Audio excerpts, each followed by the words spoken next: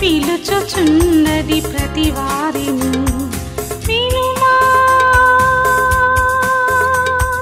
విశ్వసించుమా.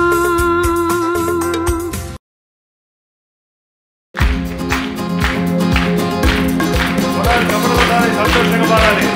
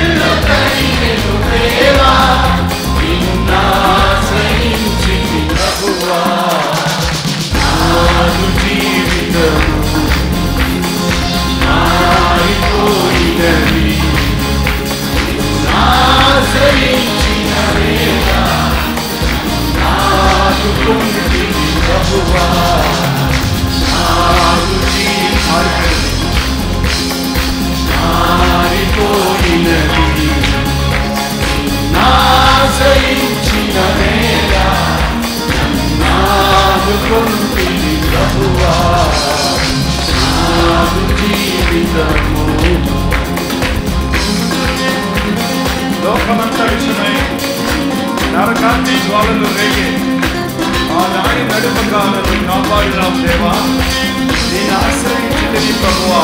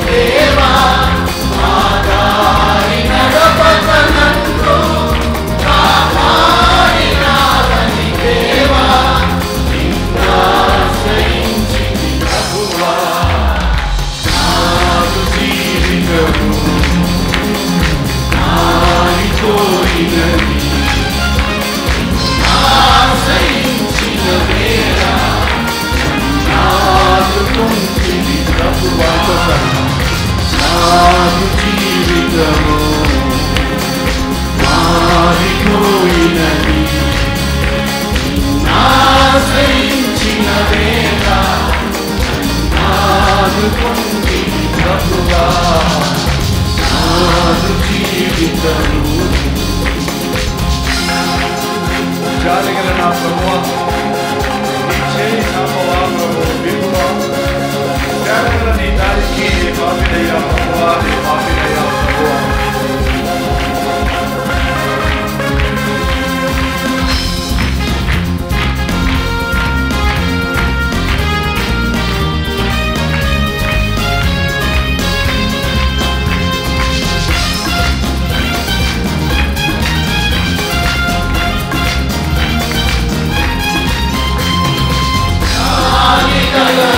ప్రభువా,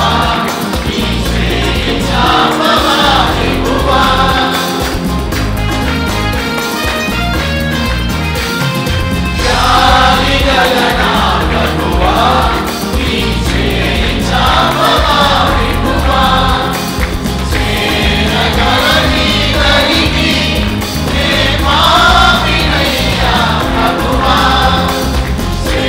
జాలిగల నీ దారికి నీ పాపినయ్యా ప్రభువా, నీ పాపినయ్యా ప్రభువా.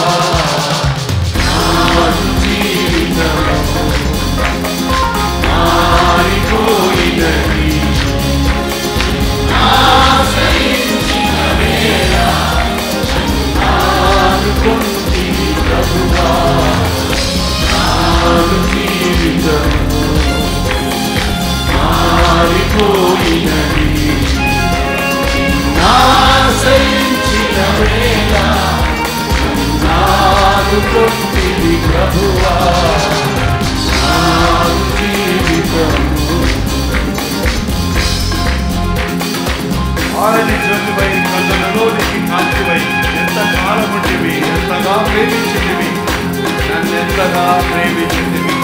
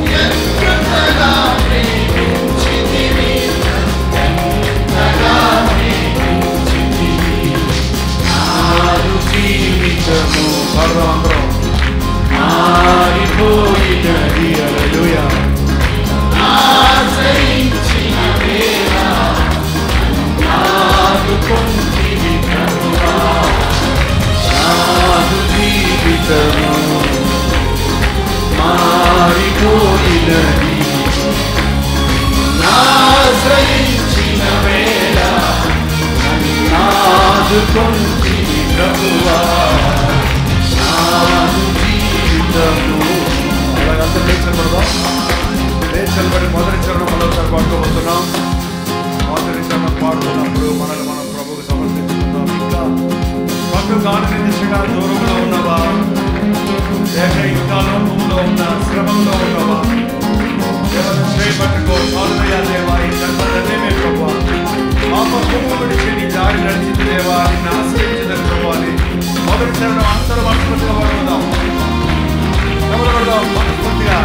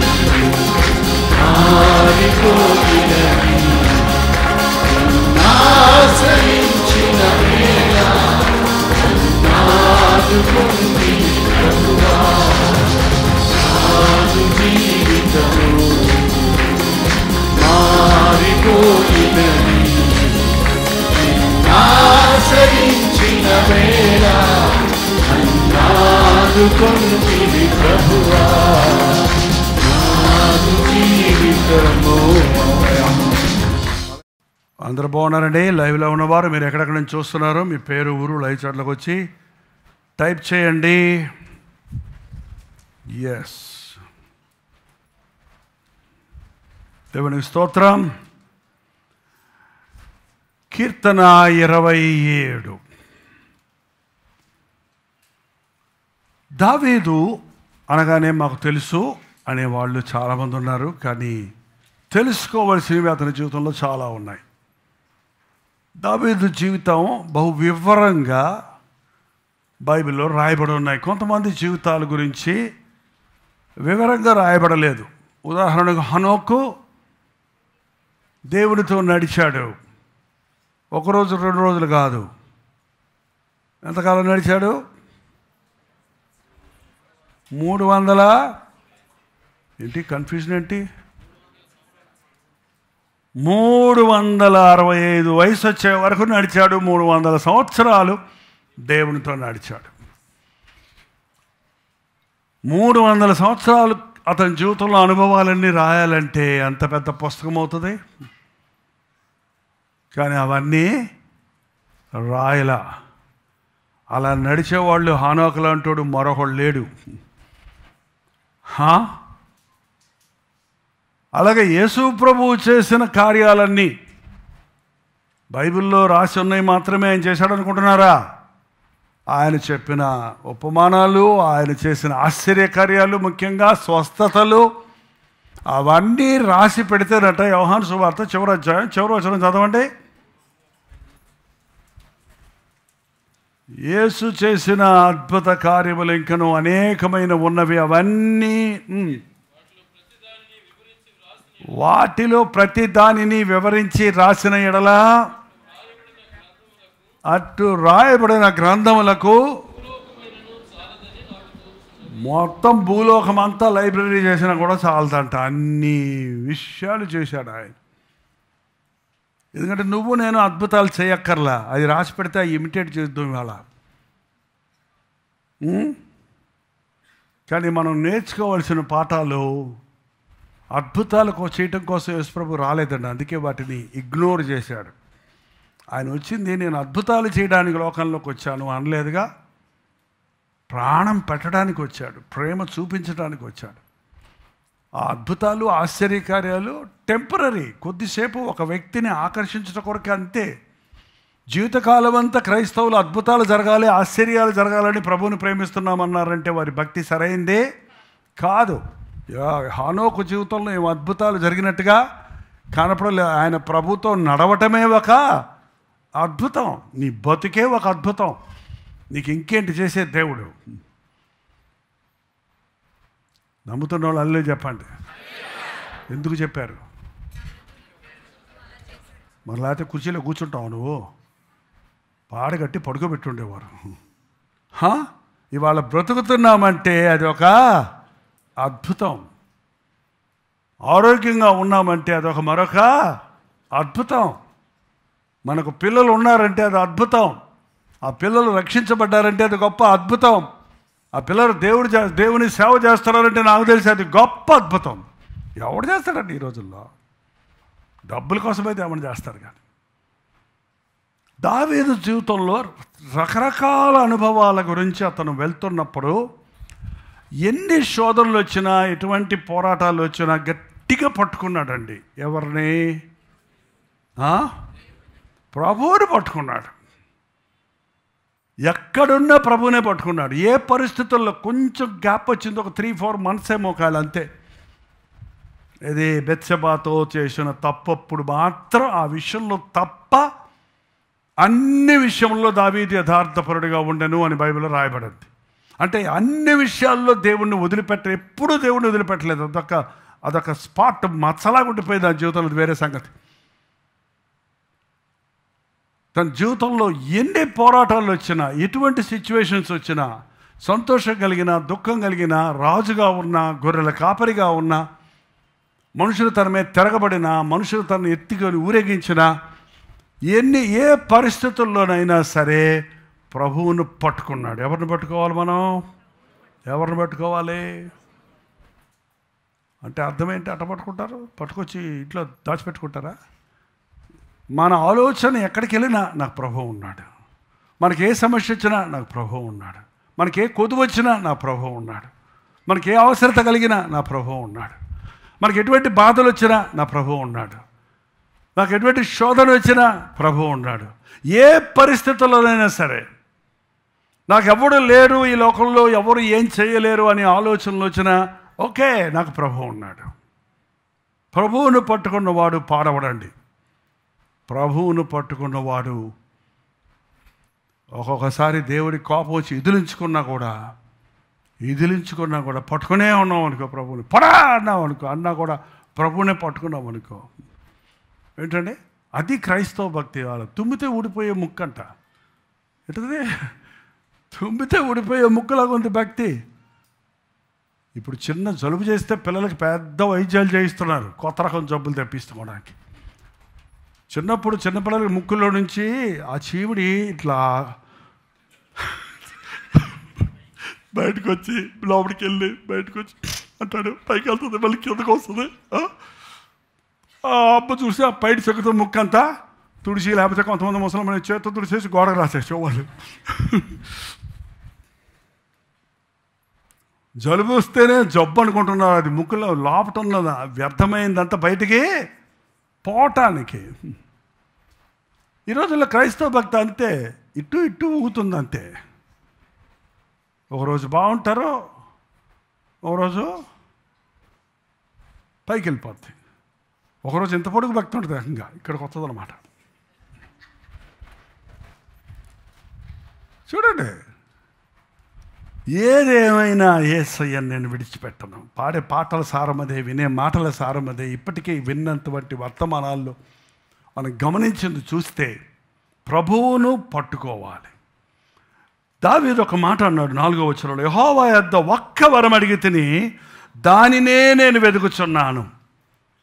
ఒక్క వరం అడిగాడంటండి, దాన్నే వెతుకుతున్నాడు. మనం ఎన్నో అడుగుతాం, ఎన్నో వెతుకుతాం. ఈ చిత్రం ఏంటంటే అడిగిన దాన్ని వెతకం, ఇంకోటి వెతుకుతాం. కానీ దావీదు ఒక్క వరం అడిగాడు. వరం అంటే అర్థం ఏంటంటే గిఫ్ట్, బహుమానం. ఒకవేళ ఇవాళ ప్రభు మీకు కనబడి ఏం కావాలి నా బిడ్డ అని అడిగితే ఏం చెప్తారో నా చెప్పొద్దులే, నా చెప్తే మంచి మంచివి చెప్తారు. మనసులో చెప్పుకోండి. సొలొమోను కనబడి ఏం కావాలని అడిగాడు, నీ ప్రజలను పరిపాలించడానికి నాకు జ్ఞానం దయచేయి. నువ్వు అడిగింది మంచిది కాబట్టి నువ్వు అడగకపోయినా సరే నీకు ఐశ్వర్యము, నీ శత్రువుల ప్రాణము, నీ పేరు, కీర్తి ఇస్తున్నానని ప్రభు ఇచ్చాడు. దాన్ని కాపాడుకోలేకపోయాడు. మనం మొయ్యలేనన్నివి మనకు అక్కర్లా.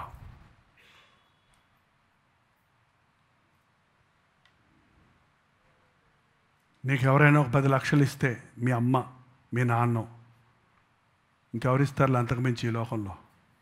ఇంకేదైనా ఇచ్చారంటే ఏదో ముప్పు ఉందని అర్థం. ఇదిగో అమ్మ నా రిటైర్మెంట్ డబ్బులు తీసుకో అని ఇస్తే చెయ్యి చాపకముందే పీక్కుంటారా? ఉంచలేనా నీ దగ్గర, నాకు అవసరమైనప్పుడు తీసుకుంటాను అంటారా? వచ్చినట్టు లాక్కోవాలి. రేపు మళ్ళీ ఏమవుద్దో అది డబ్బుల విషయంలోనే, మిగిలిన విషయాల్లో కాదు. దేవుని ఆశీర్వాదాలు ఇప్పుడే అడుక్కోవాలి, అది రాదు. ఎప్పుడూ నిర్ణయిస్తాడు కదా దేవుడు అంటారు కొంతమంది. ప్రభు దగ్గర నేను ఒక్కటే అడుగుతున్నాను అన్నాడు ఆయన. మనం కూడా అదే అడగాలి. నేను ఒక్కడే సూపర్ ఏం కాదు, నేనేమి నిజ క్రైస్తవుడు అడగాల్సింది అదే. ఏంటది? యెహోవా ప్రసన్నత చూచుటకును ఆయన ఆలయములో ధ్యానించుటకును నా జీవితకాలం అంతయు నేను యెహోవా మందిరములో నివసింప గోరుచున్నాను.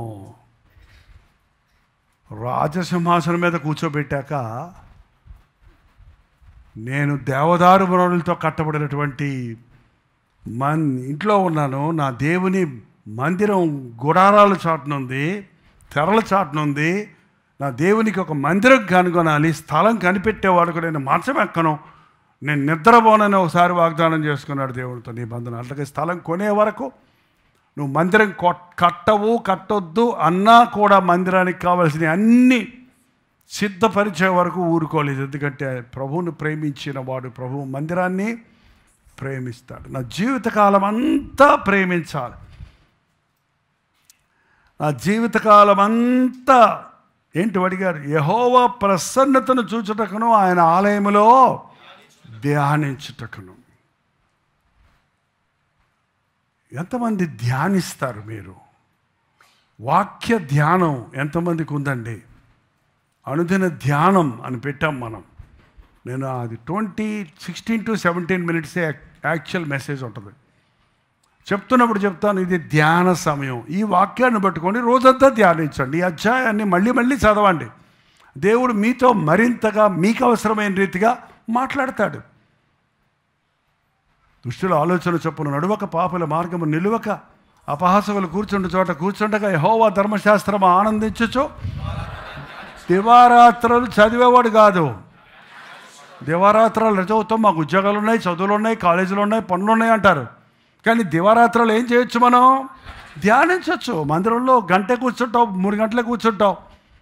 కానీ దేవుని సన్నిధిలో నీవు రోజు ఉదయం నుండి సాయంత్రం వరకు ఆయన సన్నిధిలో నీవు ఉన్నావన్న సంగతి గ్రహించుకోగలిగితే, ఆయన నీతో ఉన్నాడన్నది విశ్వసిస్తే, అది ఆయన ప్రసన్నతను చూడటం. ఆయన ప్రసన్నత చూడటం, ప్రసన్నత, ఆయన సన్నిధి, ఆయన యొక్క ప్రేమ, ఆయన యొక్క కృప, ఆయన యొక్క కనికరం, ఆయన యొక్క ప్రణాళిక, అంతము లేనటువంటి ఆలోచనలు కలిగిన వాడు ఆయన మన ఒక్కొక్కరి కొరకు. మనం చాలా షార్ట్ సైటెడ్. ఇక్కడదే చూసుకుంటాం, ఇవాళ చూసుకుంటాం, ఈ లోకానికి కావాల్సింది చూసుకుంటాం, లేకపోతే మించిపోతే. కానీ దేవుడు నిన్ను జగతికి పునాది వేయబడకముందే ఎరిగాడు. మీ యుగ యుగములు తరతరములు జీవించబోయే జీవితాన్ని గురించిన ప్రణాళికను కలిగి ఉన్నాడు. దాన్ని గుర్తించిన దావీదు అన్నాడు, నీ ఆ తలంపులు లెక్కించుదని అనుకుందునా అవి ఇసుక రేణువుల కంటే ఎక్కువై ఉన్నాయి. ఆయన ప్రసన్నతలో కూర్చున్నప్పుడు ఆలోచనలు వస్తాయండి. దేవుని కోసం ఏదైనా చేయాలి, దేవుడు ఏం చేయాలని మనల్ని ఆశిస్తున్నాడో, దేవుని ఉద్దేశాలేంటో, దేవుని ప్రణాళికలేంటో మనం ఎరుగుతాం. దేవుని మనస్సును కలిగిన వాడిగా మోషే ఎలా మారాడంటే దేవునితో కొండ మీద కూర్చొని గంటల తరబడి సమయం గడిపాడు. దేవునికి మొరపెట్టాడు. ప్రతి సమస్య దేవునికి చెప్పుకున్నాడు. ప్రజలు వచ్చి తనకు మొరపెట్టేవాడు, ఆయన వెళ్ళి దేవుడికి చెప్పుకునేవాడు. ప్రభు చెప్పింది చేసినప్పుడు అద్భుతాలు జరిగాయి.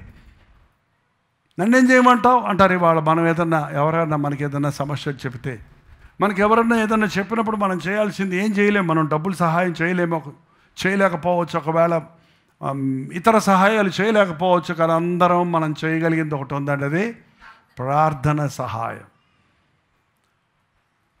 నీ ప్రసన్నత చూచుటకు నేను ఆశపడుతున్నాను. ఆయన ఆలయంలో ధ్యానించుటకు నా జీవితకాలం అంతయో నేను మందిరములో నివసింపగోరుతున్నాను. మన జీవితకాలం ఎంత? నారణీయ ఆయుష్ 70 సంవత్సరాలు, అధిక బలం ఉంటే 80 సంవత్సరాలు. త్వరగా గతించిపోవును, మనం ఎగిరిపోవద్దు. ఎక్కడికి ఎగిరిపోతాం? మరణించిన తర్వాత జీవితం ఉందన్న మాట ఈ లోకానికి ఎగతాళిగా ఉందండి. మరణించిన తర్వాత జీవితం ఉందన్న సంగతిని ఈ రోజున మనుషుడు మనసును పెడితే వాడి బ్రతుకు విధానమే వేరేలాగా ఉంటుంది. మనం ఎంతసేపు రిటైర్మెంట్ అయిన తర్వాత నా పరిస్థితి ఏంటి, నేను వృద్ధుడు అయినప్పుడు నా పరిస్థితి ఏంటి అని అంతవరకు సెక్యూరిటీ చేసుకుంటున్నాం, అంతవరకు క్షేమాన్ని చూసుకుంటున్నామే. కానీ మరణించిన తర్వాత అసలైన జీవితం ఉంది. అది ఎక్కడ గడుపుతావు? జీవితకాలం అంతా ఆయన మందిరంలో గడపాలి. 14వ వచనం చదవండి. 14 కాదు, 13వ వచనం. సజీవుల దేశమున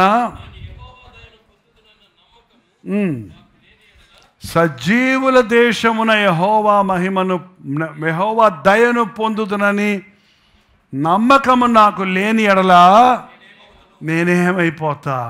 ఏం దేశం అది? ఇది ఎక్కడుంది? యుఎస్ఏ, యూకేయా, ఆస్ట్రేలియావా, జర్మనా, ఫ్రాన్సా? ఎక్కడండి అది? ఎక్కడుంది ఆ దేశం? పోదాం అందరం. ఏ దేశం అది?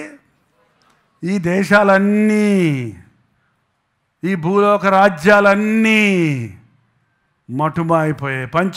పంచభూతములు మహావేంద్రముతో, ఆకాశము, భూమి, అగ్ని, నీరు, గాలి ఏమీ లేనప్పటికీ ఏముంది? అక్కడ ఏమీ లేదు. ఇది మృతుల లోకం. ఇది ఈ లోకంలో పుట్టిన వాళ్ళందరూ ఏమవుతారు? చావకుండా ఉన్నాడు ఎవడన్నాడో చూపించండి ఎక్కడన్నా.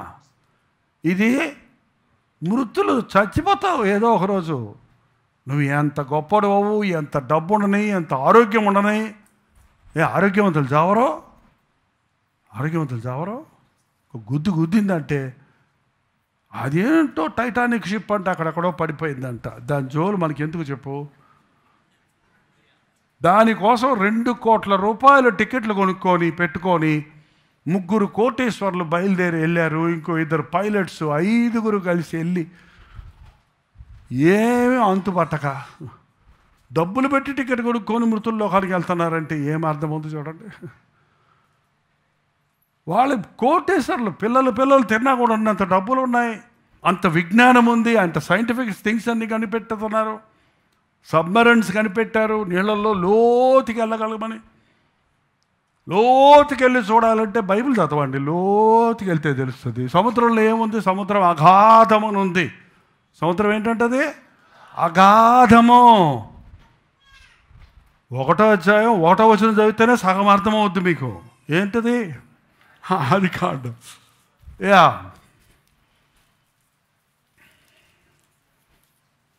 ఇంతసేపా?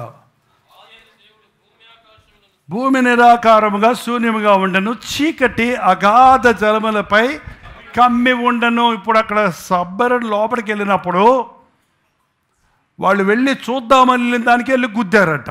ఎందుకంటే కనపడలేదు. అక్కడ ఏముంది? అక్కడ కట్టిక చీకటి. ఎప్పుడో చెప్పెట్టాడు, కట్టిక చీకటి అగాధ జలముల మీద తిరుగుతూ ఉంది. అక్కడ సముద్రం, ఇక్కడే హోరు. అక్కడ అంతకంటే ఒత్తిడితో కూడిన సముద్రం. ఇది మృతుల లోకం. ధనవంతులైనా, సైంటిస్టులైనా, చంద్రమండలానికి వెళ్ళే వాళ్ళైనా, ఈ లోకంలో పుట్టిన వాళ్ళు ఎవరైనా సరే మరణించాల్సిందే. ఇంకో విచిత్రం ఏంటంటే మనం ఎప్పుడు మరణిస్తామో మనకు తెలిస్తే మన బతుకు కొంచెం బాగు చేసుకోవచ్చు. తెలియదు, తెలుసా? వాళ్ళు చేతి తీసుకొని చెప్తారులే, నువ్వు సావు,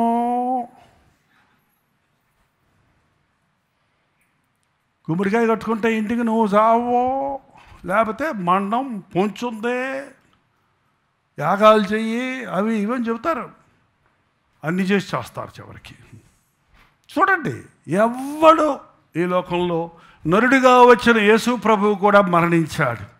ఒక్కటే వ్యత్యాసం ఏంటంటే మృత్యువుని జయించి లేచినవాడు ఆయన ఒక్కడే, సజీవుడిగా ఉన్నవాడు ఆయన ఒక్కడే, సజీవుల దేశంలో ఉన్నాడు ఆయన. ఇప్పుడు మన కొరకు మళ్ళీ రాబోతున్నాడు. నేను వెళ్ళి నివాస స్థలములు మీ కొరకు సిద్ధపరిచి నేనుండి చోట మీరుడు ఉండలాగన మరలా వచ్చి నేను మిమ్మల్ని.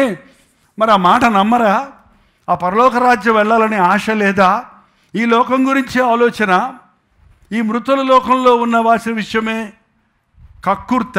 పొద్దు నుంచి సాయంత్రం దాకా ఈ లోకంలో ఏం తిందుమా, ఏం తాగుదామా, ఏం ధరించుకుందామా, అంతటితో రాకదు ఏం సంపాదించుకుందామా, ఏం సాధిద్దామా, ఏమి ఏ అధికారాలు పెత్తనాలు సంపాదించుకుందామా అని లోక సంబంధమైన ధనధాన్యాలు, లోకాసక్తుల విషయాలే ఆసక్తి. కానీ సజీవుల దేశములో నేను నమ్మకం నాకు లేకపోతే నా బతుకు పరలోకంలో నేను ఉంటానా ప్రశ్నించుకోవాలి. పరలోకంలో నీవు ఉంటావా? మరణించినప్పుడు దేవుని రాజ్యానికి వెళ్తావా? మృతులైన వారు మరల లేతురు, ప్రభువునందు మృతులైన వారు ధన్యులు అని దేవుడు వాక్యం సెలవిస్తుందండి. క్రైస్తవుడు, నిజ క్రైస్తవుడు చనిపోడు, చనిపోయినను తిరిగి లేస్తాడు. చనిపోయిన క్రీస్తునందు చనిపోయిన వారిని గురించి బైబిల్ ఏం చెబుతుందంటే నిద్రించుచున్నవారు. నిద్రపోయిన వాడు లేస్తాడా లేవడా? ప్రభువునందు విశ్వాసం ఉంచిన వాడు చనిపోతాడు, కానీ అది నిద్ర కింద లెక్కే కానీ మరణం కాదు. నేను జీవితకాలం అంతా నిరంతరము నా దేవుని సందులో ఆయన ముఖం చూసుకుంటూ కూర్చోవాలి. పరలోకంలో పనులు ఉండవండి, పరలోకంలో పనులు ఉండవు, ప్రార్థన ఉండదు, ప్రార్థన అక్కర్లేదు, ప్రసంగం చేయడానికి మాలాంటి పాస్టర్లు ఎవరు అక్కర్లేదు అక్కడికి, క్వైర్ మెంబర్స్ ఉండరు, ఉన్నోళ్ళందరూ క్వైరే. దూతలతో పాటు విమోచించబడిన వారందరూ, క్రీస్తు రక్తంలో కడగబడిన వారందరూ పోటీపడి పాడతారంట పాటలో. దూతలన్నీ నోటి మీద బయలువేసుకుంటాయట. మేము ఇన్ని రోజులు పాడినా అల్లెలూయా అల్లెలూయా అల్లెలూయా. వీళ్ళేంద్రాడు ఆయన చీకట్లో కనుచూపు ద్వారాని దొరికిపోయినప్పుడు నన్ను పిలుచుకున్నావే. మరి వాడు దూతలు ఎప్పుడు పిలిచాడు? వాళ్ళకేమో ఎప్పుడు అక్కడే ఉన్నారు, వాళ్ళకేం తెలుసు? పడ్డోడిని లేపావే, పడతమే తెలియదు వాళ్ళకి, లేపటం ఏం తెలుసు? లేపే అనుభవం ఎక్కడుంది వాళ్ళ పాటలో? ఏంటంటే మానవుడు విమోచించబడిన పాటలు కొత్త పాటలు ఉంటాయి. మన సాక్ష్యాలన్నీ పాటలుగా మారతాయి. మనం చేసిన అద్భుతాలన్నీ ఆశ్చర్యాలుగా మారతాయి. ఆ దూతలకి అర్థం కాక మన దగ్గర నేర్చుకుంటాయి. Don't worry.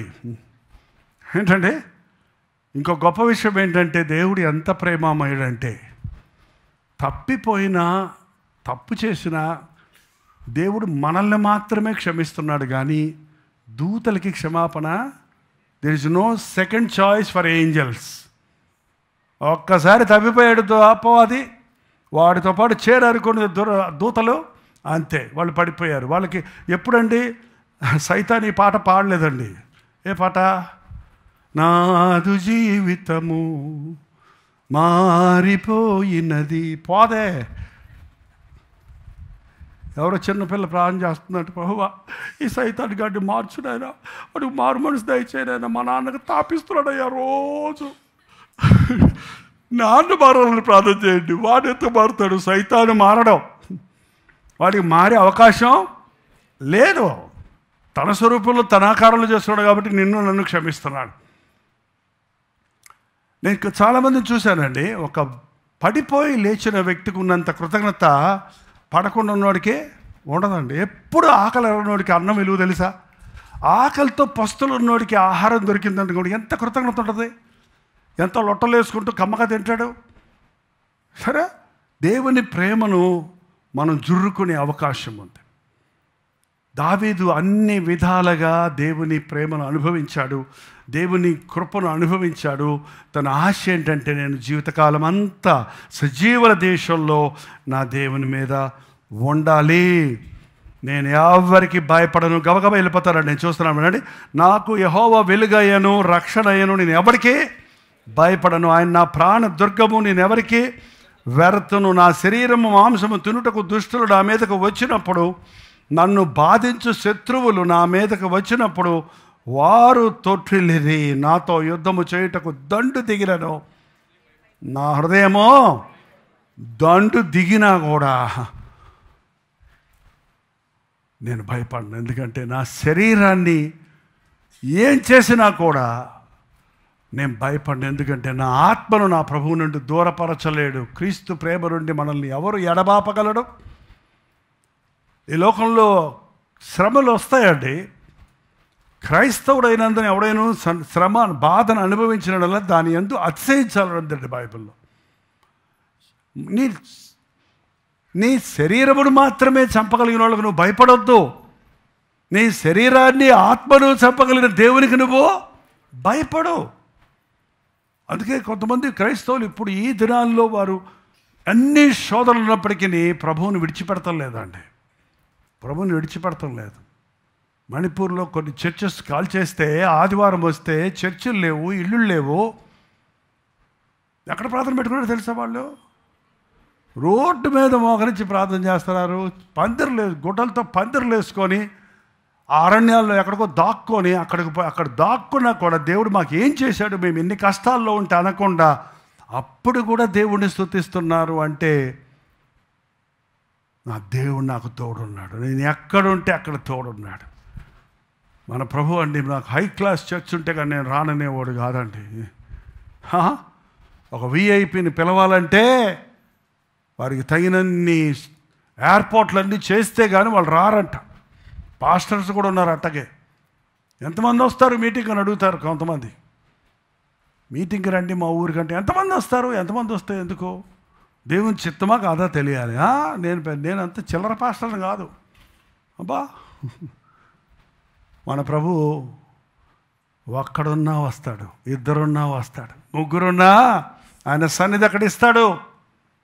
నువ్వు చెట్టు కింద ఆరాధించుకున్నా, నువ్వు గుడిసెలో ఆరాధించుకున్నా, నువ్వు మేడ మీద ఆరాధించుకున్నా, నువ్వు ప్రభువును ప్రేమిస్తుంటే నీతో ఉంటానని చెప్పే గొప్ప దేవుడు నాకు ఉన్నాడు. నా చుట్టూ శత్రు సింహాలు చుట్టుముట్టిన నా చుట్టూ దేవుని కవచం ఉంటుంది.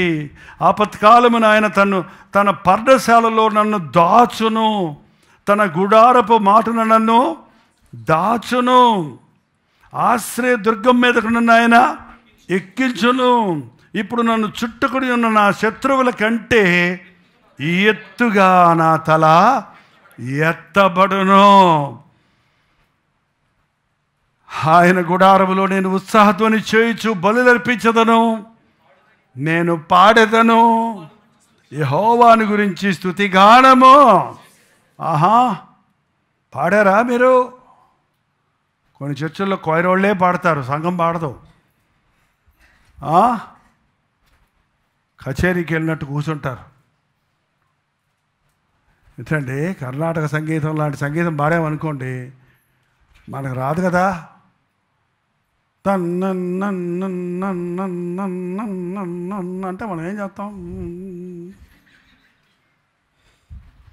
ఇంకాసేపు ఉంటే ఆ సౌండ్కి బాగా నిద్ర వచ్చి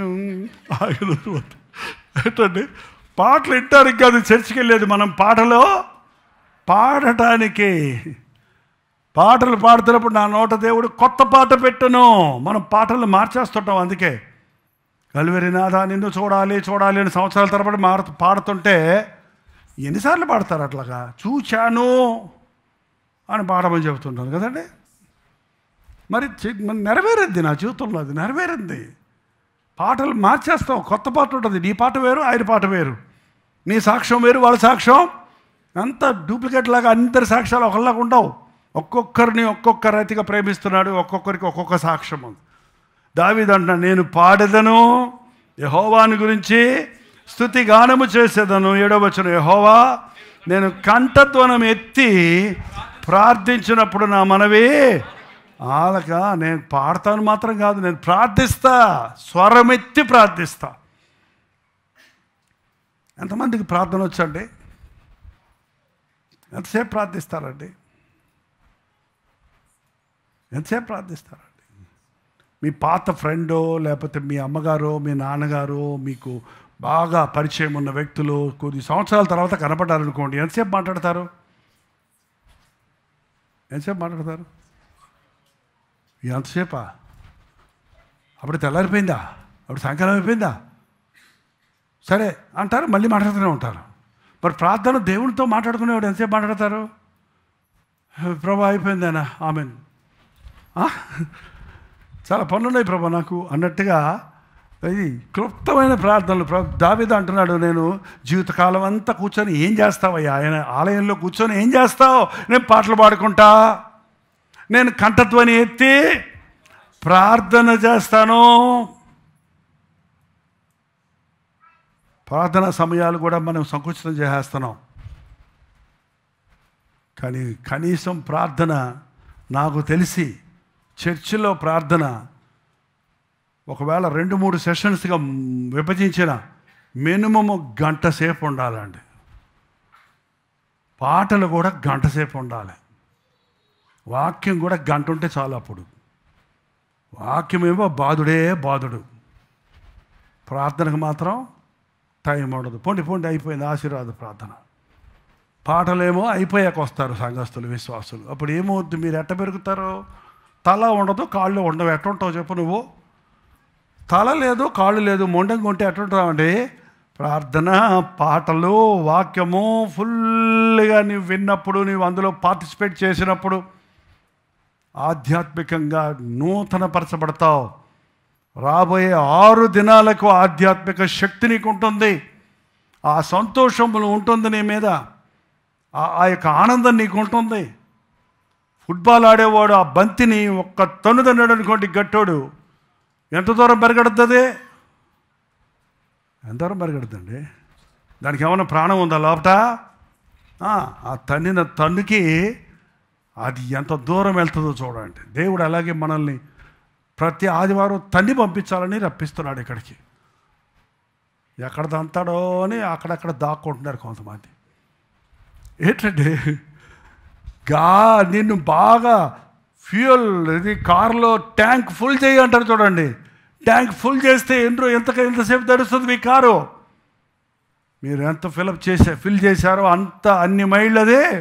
నువ్వు ఎంతగా దేవుని ఆధ్యాత్మిక శక్తితో, ఆయన ప్రసన్నతలో ఆనందిస్తావో, ఆయన వాక్యంతో నింపబడతావో, ఆయన సన్నిధిలో కంఠధ్వని ఎత్తి ప్రార్థిస్తావో, అంతగా నీవు జయకరమైన జీవితాన్ని, ఆలయాన్ని వదిలి బయటికి వెళ్ళినప్పుడు చుట్టూ శోధనలు ఉన్నా, దండులు దిగినా, అవిశ్వాసుల్ని చుట్టూ వచ్చిన, సాతాను పొంచి ఉన్న, మోసాలు అన్యాయాలు చేయాల్సిన పరిస్థితులు నేను చుట్టుకుంటున్నా, నీ మనస్సాక్షిని పాడు చేసే విషయాలు నీ మీద పడుతున్నా, no I'm a Christian, I won't do this, నేను దేవుని బిడ్డను, నేను ఇది చెయ్యను అని నువ్వు ఎదిరించగలుగుతావు. పాపాన్ని జయించగలుగుతావు. శత్రువుని జయించాలంటే ఆధ్యాత్మిక శక్తి మనకు అవసరం. అది పొందే స్థలం ఒకటే, దేవుని ఆలయము, దేవుని సన్నిధి, దేవుని మందిరంలో ఉన్నవాడు. దేవుని మందిరంలో ఎలుగెత్తి ప్రార్థించినప్పుడు నా ప్రార్థన దేవుడు విన్నాడు. మీరెంతమంది నీ ఆశ ఏంటని అడిగినప్పుడు దేవునితో చెప్పారనో తెలియదు. ఎంతమంది దేవుని సన్నిధిలో మీ కోరికలు తెలియజేశారో తెలియదు. మీ బాధను, మీ అవసరతను చెప్పుకున్నారో తెలియదు. కానీ బైబిల్లో మీరు పరిశీలిస్తే దేవుని మందిరంలోనికి వెళ్ళి తన హృదయాన్ని ఆయన సన్నిధిలో కుమ్మరించి మొరపెట్టుకున్న మొరలన్నిటికీ జవాబు వచ్చిందండి. వరుస పెట్టి చదువుకుంటూ పోతే ఎదురుకుండా కనపడుతుంది హన్నా. మందిరంలోకి వెళ్ళి గుండెను నీళ్లు కుమ్మరించినట్టు దేవుని సన్నిధిలో కుమ్మరించింది, ప్రార్థించింది. 8వ వచనం, నా సన్నిధి వెతుకుడని నీవు సెలవీయగా యెహోవా నీ సన్నిధిని నేను వెతికెదను అని నా హృదయము నీతో అనెను. నీ ముఖము నాకు దాచకము, కోపము చేత నీ సేవకుని తోలివేయకము. నా సహాయకుడవు నీవే, నా రక్షణ కర్తవగు నా దేవా, నన్ను దిగనాడకము, నన్ను విడవద్దు. నీ ముఖాన్ని వెతుకుతాను, నీ ముఖాన్ని వెతుకుతాను. పసిబిడ్డలకండి మాటలు రావు, వాళ్ళకి ఏం కావాలో చెప్పడానికి తెలియదు, ఏడుస్తూనే ఉంటారు. అమ్మ వెళ్ళి ఎదురుగుండా మొహం కనపడింది అనుకోండి, ఏమవుద్ది, బిడ్డ ఏడిపో ఆగిపోద్ది. కొంతమంది అమ్మలు దోబూచులు అన్నట్టు దాక్కుంటారు, దాక్కుంటే ఆడదోట ఏంటంటే ఏం కావాలా బిడ్డగా, అమ్మని చూస్తూ ఉండాలి అంతే. పాలు కావాల్సి వెళ్ళటం లేదు. ఇప్పుడు అమ్మ నా దగ్గరే ఉండాలి, నేను అమ్మను చూస్తూ ఉండాలి, అమ్మ నన్ను యేసయ్య బిడ్డలకు కూడా అలాంటి ఆశ ఉండాలి. దావీదు అంటున్నాడు, నీ ముఖమే వెళ్ళిపోకటయ్యా, నీ ముఖం నాకు దాయికయ్యా, నన్ను విడిచిపెట్టకయ్యా. ఒక సందర్భాలు ఉన్నాయి ఆయన జీవితంలో, ప్రభు ముఖం దాచేశాడు, ముఖం తిప్పేసుకున్నాడు ప్రభు, అల్లాడిపోయాడు. 51 కీర్తన అది చదవమని చెప్పిన తర్వాత చదవండి. నీ ముఖాన్ని వెతకమంటున్నావు నా శోధనలో, నా శ్రమలో, నా బాధలో. కొంతమంది ముఖాలు చూస్తేనే ఏడుపు వస్తుందండి, కొంతమంది ముఖాలు చూస్తే కోపం వస్తుంది, కొంతమంది ముఖం చూస్తే పళ్ళు పుట్ట కొరకాలు అనిపిస్తుంది, కొంతమంది ముఖం చూడగానే మనసుకి ఆనందం కలుగుద్ది, ఉల్లాసం కలుగుద్ది, ఆదరణ కలుగుద్ది, సంతోషం కలుగుద్ది. యేసయ్య వైపు చూడండి, మనుషుల ముఖాలు మారిపోతుంటాయి, రకరకాలు మారిపోతుంటాయి. ఇవాళ అంతా నటనాభక్తి ఎక్కడ చూసినా కనపడుతుందండి. స్వచ్ఛమైనటువంటి ఎందుకు మాట్లాడుతున్నాడో, ఏం మాట్లాడుతున్నాడో, ఏం చెప్తున్నాడో మనకు అర్థం కాని పరిస్థితుల్లో ఉంది. మేలా కీడా అనేది తెలియకుండా ఉంది. దావీదు వెతుకుతున్నాడు, నేను దేవుని ముఖం వెతుకుతున్నాను ప్రభా, నీ ముఖాన్ని నాకు దాయొద్దు నాయన, నీవే నా సహాయకుడు నాయన, నన్ను విడవద్దయ్యా. 10వ వచనం, నా తల్లిదండ్రులు నన్ను విడిచినను, యెహోవా నన్ను చేరదీయను. యెహోవా నీ మార్గము నాకు బోధించుము, నా కొరకు పొంచున్న వారిని చూచి సరళమైన మార్గము నన్ను నడిపింపుము. అబద్ధ సాక్షులకును క్రూరత్వము వెళ్ళగక్కు వారును నా మీదకు లేచి ఉన్నారు, నా విరోధుల ఈచకు నన్ను అప్పగించకమో. అయ్యా అయ్యా అయ్యా అయ్యా నాకు సహాయం చేయి, నీ మార్గం నాకు చూపించయ్యా. నీ నీ నీ నన్ను పట్టుకోవడానికి పొంచున్న వారి తప్పుడు మార్గంలో నుంచి నన్ను విడిపించయ్యా, ఉచ్చుల్లో పడకుండా నన్ను తప్పించయ్యా. ఎంతమంది ఎన్ని రకాల ఉచ్చుల్లో పడిపోతున్నారండి, వాళ్ళ సమస్యల్లో పడిపోతున్నారు. మాట వరుసగా ఐ లవ్ యూ అన్నాను, అంతే నా ప్రాణం తీసేస్తున్నాడు. ఎవడనమన్నాడు? నమ్మి ఇచ్చాను 30 లక్షలు, అడ్రస్ లేకుండా పోయాడు. నమ్మాను వాళ్ళ మాటలు, వాళ్ళు ఇలా చేశారు నాకు. ఎంతమంది మోసపోతున్నారు, ఉచ్చులు ఆశ పెట్టి ఎర్రబెట్టి. సాతాను ఇవాళ మనుషుల విశ్వాసాన్ని పోగొడుతుంది. భక్తులు ఇలాంటి వాటి జోలికి వెళ్ళకూడదండి, ఎందుకంటే అది నీ భక్తి జీవితం మీద ప్రభావం చూపిస్తుంది. లోక పద్ధతులను విశ్వాసులు ఉపయోగించొద్దు.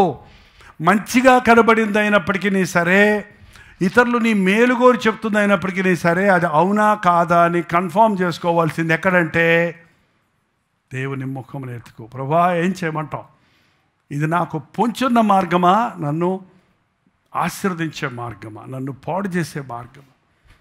ప్రతి నిర్ణయం చేయాల్సి వచ్చినప్పుడు, ముఖ్యంగా వివాహాల విషయాల్లో, గృహాలు కట్టుకునే విషయాల్లో, బిడ్డల కెరియర్ చూస్ చేసుకునే విషయాల్లో, మీ ప్రయాణాల విషయాల్లో, నీ సన్నిధి నాతో రానియడలో నన్ను తీసుకొని పోవద్దు. దేవుని చిత్తములో మనం ఉన్నప్పుడు దేవుని కంచె కాపుదల మనకు ఉంటుంది. ఉచ్చుల్లో పడనివ్వకయ్యా, చిక్కుల్లో పడనివ్వకయ్యా. నీ చిత్తము వెతుకుతూ నీ మార్గములో నేను నడవాలని ఆశపడుతున్నాను అనే ప్రార్థన దావీదు యొక్క హృదయాన్ని చూపిస్తుంది. చివరిగా 13-14 వచనములో, సజీవుల దేశములో నేను యెహోవా దయను పొందునన్న నమ్మకము నాకు లేని ఎడల నేనేమవుదును. 14వ వచనం, యెహోవా కొరకు కనిపెట్టుకొని ఉండము, ధైర్యము తెచ్చుకొని నీ హృదయమును నిబ్బరముగా ఉంచుకొనుము. యెహోవా కొరకు కనిపెట్టుకొని ఉండము, ధైర్యం కలిగి, నిబ్బరం కలిగి. నిబ్బరం అంటే నో సెకండ్ థాట్ అనమాట, నో సెకండ్ చాయిస్. ఇది కాకపోతే అది అని ఉంటుంది మనకి అన్నిటిలో. కానీ దేవుని విషయంలో దేవుని కాకపోతే ఇంకొకటి, ప్రభు కాకపోతే ఇంకొకటి అనేది లేదుగా. ప్రభువే సమస్తం. నిబ్బరము కలిగి కనిపెట్టుకో. మనందరం కనిపెట్టాలండి. దేనికోసం కనిపెట్టాలి? ప్రభు రాకడా అతి సమీపంగా ఉంది. ప్రభు రాకడ కొరకు మనం కనిపెట్టుకోవాలి. ఆయన ఎప్పుడు వస్తాడో, మేఘారుడై నేను రానే ఉన్నానని చెప్పిన ప్రభు రాకడ కొరకు మనం సిద్ధపడి ఉండాలని దేవుని వాక్యం సెలవిస్తుంది. తిండి వలన, మత్తు వలన, ఐహిక విచారముల వల్ల మీరు మందముగా ఉన్నప్పుడు అకస్మాత్తుగా ఉరి వచ్చినట్లు అది మీ మీదకు రాకుండానట్లుగా మీ విషయమే మెలకువగా ఉండి ప్రార్థన చేయండి.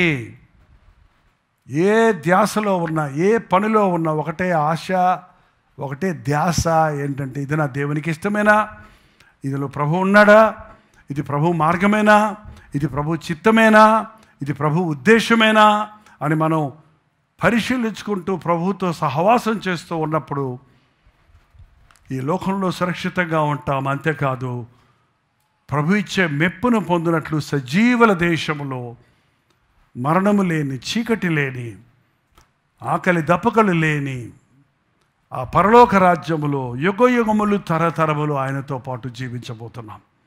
యేసుక్రీస్తు సెలువులో తన రక్తాన్ని చిందించింది ఈ లోకంలో మన గాయాలు మాన్పడానికి, మన లోక శ్రమల నుంచి మనల్ని విడిపించడానికి, మన స్వస్థతలు కలుగజేయడానికి, మనల్ని దీవించడానికి మాత్రమే కాదు. ఆయన తన రక్తాన్ని చిందించి మరణము, పాపం వల్ల వచ్చు జీతమైన మరణాన్ని మింగేసి క్రీస్తు రక్తములో కడగబడిన వాడు నిరంతరము ఆయన రాజ్యంలో ఉండినట్లుగా శాశ్వతమైన జీవితాన్ని నా యందు విశ్వాసం ఉంచిన వాడు మరణించడు, మరణించినను తిరిగి లేచును. నేను వస్తాను, మిమ్మల్ని నేనుండే స్థలంలో మీకు నేను నివాసం. ఎక్కడో దేవుడు స్పెషల్గా హెవెన్లో ఉండి నేను ఎక్కడో పడేసేవాడు కాదు. ఎక్కడ పెట్టుకుంటాడంట ఆయన? నీ పక్కనే ఉంటాడంట, నీ ఎదురుగుండానే ఉంటాడు, నీతోటే ఉండే నేను దేశంలో ఆ పరలోక రాజ్యములో మనం ఉండాలని దేవుడు ఆశించే ఈ శిలువ యాగాన్ని చేశారండి. ఈ శిలువ ప్రభు రొట్టె ద్రాక్షరసం తీసుకునేటప్పుడు ఊరక ఆచారంగా ప్రసాదంగా తీసుకోకండి, మిమ్మల్ని మీరు విమర్శించుకోమని బైబిల్ చెప్తుంది. ఈ రక్తములో మనం కడగబడ్డాం, మారిపోయింది నా జీవితం అని పాటలు పాడాం.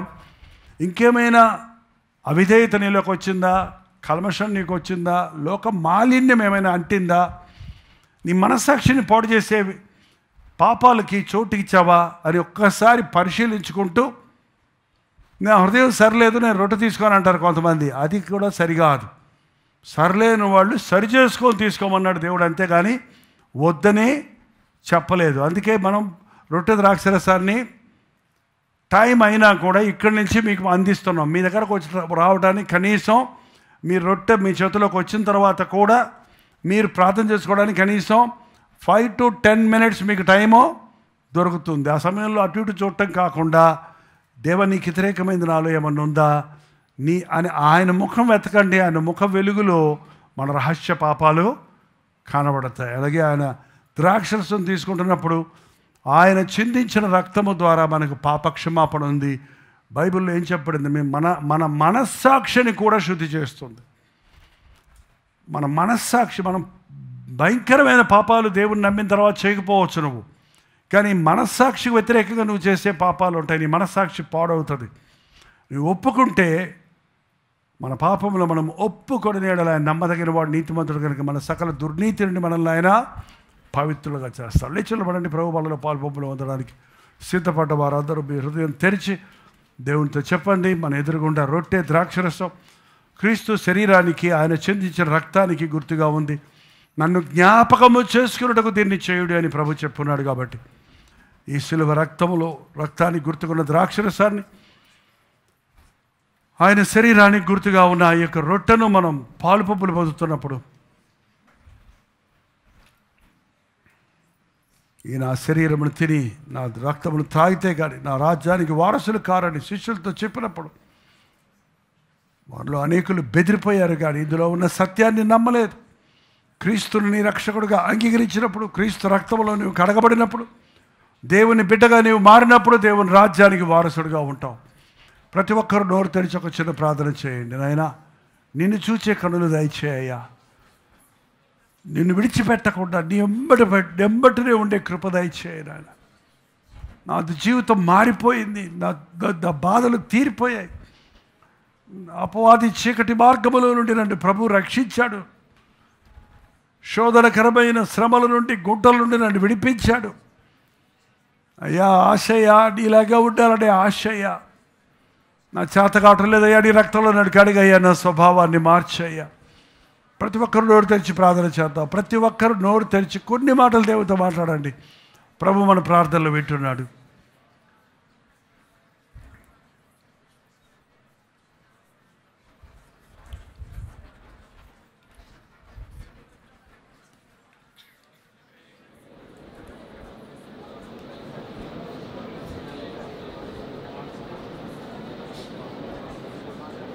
పరిశుద్ధుడా, ప్రేమగల తండ్రి, నీ ఆవరణలో కూడి వచ్చిన మేము పాడుటకు, కంఠస్వరమెత్తి ప్రార్థించుటకు, నీ దివ్య వాక్యమును ధ్యానించుటకు, నీ ముఖమును వెతుకుటకు, నీ ప్రసన్నతను కోరుటకు,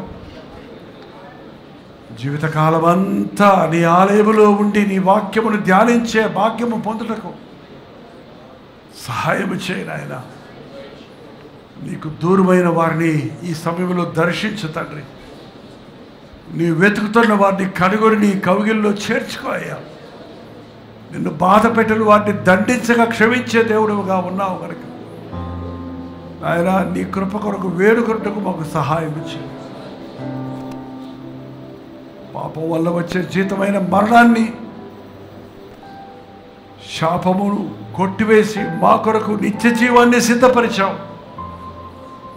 ఈ రొట్టె ద్రాక్షరసములో పాలు పంపులు పొందుతున్నప్పుడు నన్నెంతగా నీవు ప్రేమించావన్నది గుర్తు చేసుకుని, నా స్థానంలో నా కొరకు సిలువ వేయబడి నా శిక్షను భరించి నాకు క్షమాభిక్ష పెట్టినందుకు నిన్ను స్తుతించుటకు, నీ ప్రేమను ధ్యానించుటకు, ఆ ప్రేమను ఎరగని వారికి అది ప్రకటించుటకు సహాయం చేయి. ప్రభువులలో కూడా మాతో తోడుండి నడిపించమని క్రీస్తునామమున అడుగుచున్నాము తండ్రి, ఆమేన్. తండ్రి అయిన దేవుని యొక్క ప్రేమయు, కుమారుడైన క్రీస్తు యొక్క కృపయు, ఆదరణకర్త అయిన పరిశుద్ధాత్మ యొక్క సహవాసం కూడి వచ్చిన మనందరికీ ఇప్పుడును సదాకాలం తోడై ఉండును గాక. ఆమేన్, ఆమేన్, ఆమేన్. అందరికీ వందాలండి.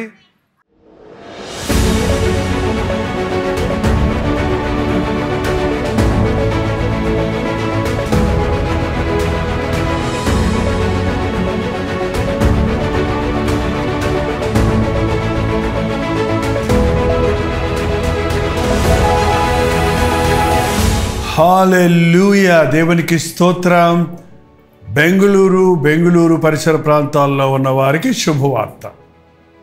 ప్రతిరోజు కల్వరి ప్రతిధ్వని సోషల్ మీడియా ద్వారా దేవుని వాక్యం వింటున్న వారికి, కల్వరి దర్శనం టీవీ ప్రోగ్రామ్స్ ఆలకిస్తున్న వారికి, కల్వరి ప్రేమధార పాఠకుల కొరకు ప్రత్యేకమైన 1 డే గెట్ టుగెదర్ను బెంగళూరులో ఈ నెల ఫిబ్రవరి 15వ తారీఖున మధ్యాహ్నం 2 గంటల నుంచి 5 గంటల వరకు, 6 గంటల నుంచి 10 గంటల వరకు 2 సెషన్స్గా ఏర్పాటు చేస్తున్నాం. ఇది హాలిడే కాకపోయినా మీరందరూ వస్తారని, మనందరము కలిసి దేవుడు చేసిన మేలు తలంచి ఆయన స్తుతించుటకు, మిమ్మల్ని ముఖాముఖిగా చూసి మీ కొరకు ప్రార్థించుటకు ఎంతో ప్రార్థనాపూర్వకంగా మేము బెంగళూరు వస్తున్నాం. మీరు రండి, పాల్గొనండి, దైవాశీస్సులు పొందండి. చిరునామా గమనించండి: గుండూరావు ఆడిటోరియం, నియర్ మంత్రి మాల్, శేషాద్రిపురం, బెంగళూరు. ఇంకా ఈ విషయమే మీకు వివరాలు కావాలంటే 954041 నెంబర్కి ఒక వాట్సాప్ పెట్టండి, లేదా 89393939 నెంబర్కి మీరు కాల్ చేసి వివరాలు తెలుసుకోనండి. గుర్తుపెట్టుకోండి, ఫిబ్రవరి 15వ తారీఖున మధ్యాహ్నం 2 గంటల నుంచి 5 గంటల వరకు, 6 గంటల నుంచి 10 గంటల వరకు బెంగళూరులోని గుండూరావు స్టేడియంలో 1 డే గెట్ టుగెదర్ను మీ కొరకు ఏర్పాటు చేస్తున్నాం. రండి, పాల్గొనండి, దైవాశీస్సులు పొందండి.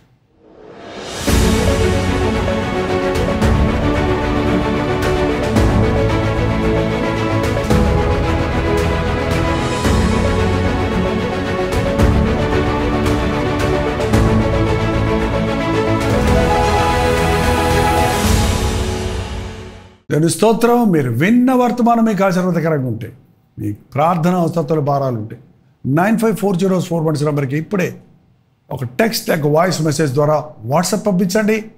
మీ వాట్సాప్లన్నీ పరిశీలించి మేము ప్రార్థిస్తున్నాం. ప్రభు అద్భుతంగా మనకు జవాబులు ఇస్తున్నాం. మీరు ఇతర దేశాల్లో ఉంటే 91001008 నెంబర్కి మీ ప్రార్థన అవసరతలు పంపించాం. ఉచితమైతే రేపు ఉదయం 7 గంటలకు అనుదిన ధ్యానంలో మళ్ళీ కలుసుకుందాం. అంతవరకు దేవుని మహాకృప మీకు తోడేను గాక.